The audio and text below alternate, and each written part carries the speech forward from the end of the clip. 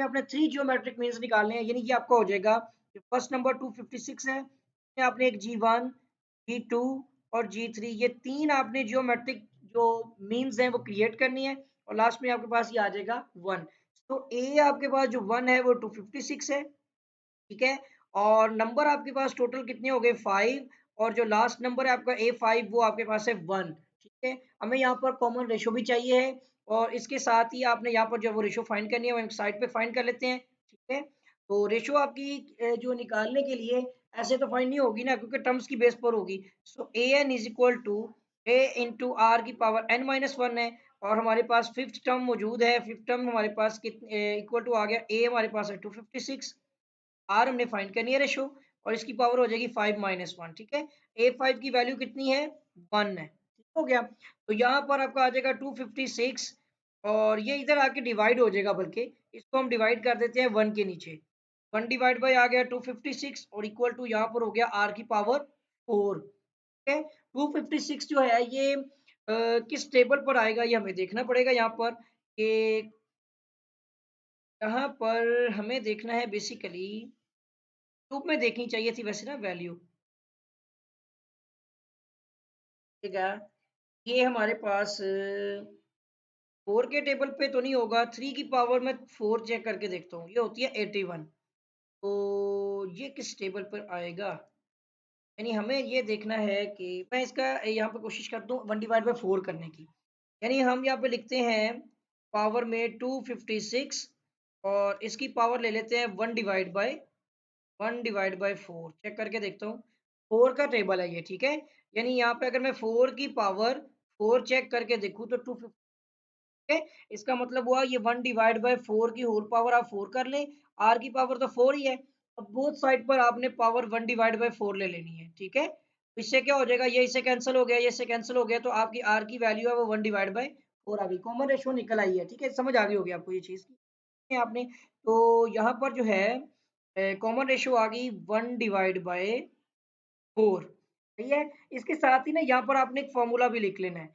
आपका जो जियोमेट्रिक अगर आप नंबर्स निकाल रहे हैं तो उसका फ़ॉर्मूला होता है आपका अम, इसमें बेसिकली ना लगते हैं 2 फ़ॉर्मूलाज़।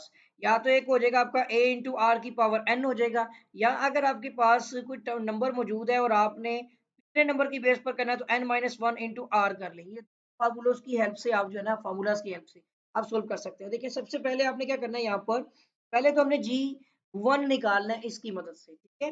नीचे वाले फ़ॉर्मूले की मदद से नहीं निकाल सकते ना क्योंकि g है ही नहीं, ऑलरेडी 1 है ही नहीं।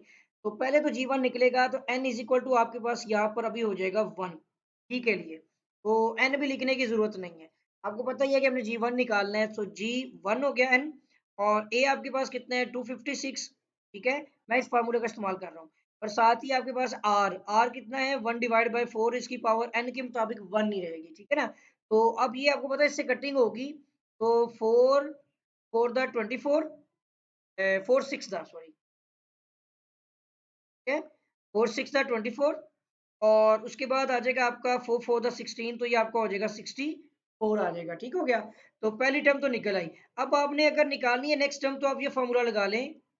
तो मैंने पहले वाले में जो फ़ॉर्मूला लगाया है ना वो लिख देता हूँ यहाँ पर, an इक्वल टू a इंटू आर की पावर n, ये फ़ॉर्मूला लगाया है मैंने इसके लिए। अब आगे जो फ़ॉर्मूले लगेंगे बकिया टर्म्स के लिए, यानी अब G1 निकला हुआ है ना, तो आप इसकी मदद से बकिया निकाल सकते हैं, G2 3 आप आराम से निकाल सकते हैं। तो Gn इज़ इक्वल टू आपका हो जाएगा यहाँ पर Gn-1 कर दें और साथ ही आपने R से मल्टीप्लाई करना।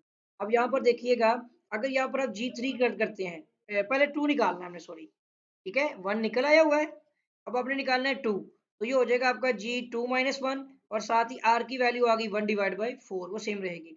ये हो जाएगा आपका G1 और इसके साथ है 1 डिवाइड बाय 4। G1 की वैल्यू कितनी आई है 64, तो यहाँ पर अब आपने 64 को 1 डिवाइड बाय 4 से करना है। मज़ीद देखें तो 4 4 4 1 द 4 और उसके बाद 4 6 द 24, तो ये आपका हो जाएगा 16, ये भी निकल आया जी।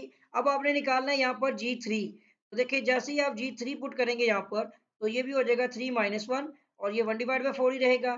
यहाँ पर आ जाएगा आपका G2, अब जो G2 की वैल्यू है ना वो यहाँ पे आएगी और 1 डिवाइड बाय 4 से आपने मल्टीप्लाई करनी है, तो ये 16 है, तो आपने 1 डिवाइड बाय 4 से किया तो 4 4 द 16, यानी ये आपका हो जाएगा 4।